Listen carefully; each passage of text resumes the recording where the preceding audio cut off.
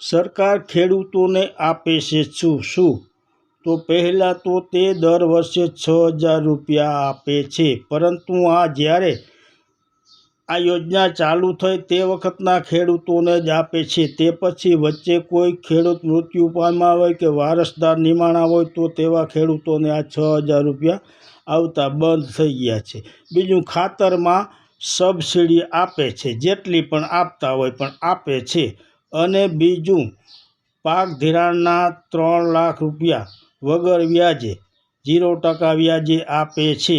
તેમાં 3% કેન્દ્ર સરકાર ભોગવે છે અને 4% રાજ્ય સરકાર ભોગવે છે. પરંતુ આમાં ગયા વર્ષે કેન્દ્ર સરકારના 3% જમા થયા હતા, પરંતુ રાજ્ય સરકારનું વ્યાજ પાછું જમા થયેલ નથી. ખેડૂતોએ ભરવા પડ્યા છે.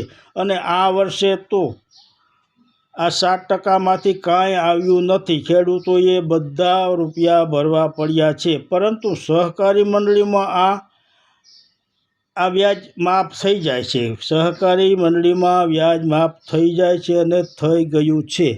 અને બીજું, સરકારે આપણી પાસે લઈ શું લીધું?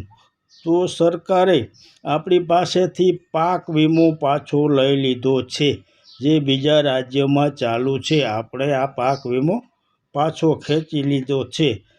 અને આપણનો પાક વીમો પાછો ખેંચી શા માટે લીધો? કેમ કે આપણે તો દર વર્ષે એક જ બટન દબાવતા આવીએ છીએ. દર ચૂંટણીમાં એક જ બટન દબાવીએ છીએ, જ્યારે બીજા રાજ્યોમાં આ બટનમાં ફેરફાર થાય છે. તેથી ત્યાં પાક વીમો ચાલુ છે. તો હવે આપણે શું કરવું? બીજા રાજ્યોમાં પાક વીમો મળે છે, આપણને મળતો નથી. અને આ બીજી યોજનાઓ કરતાં પાક વીમો અનેક ગણો વધારે હતો. જય માતાજી.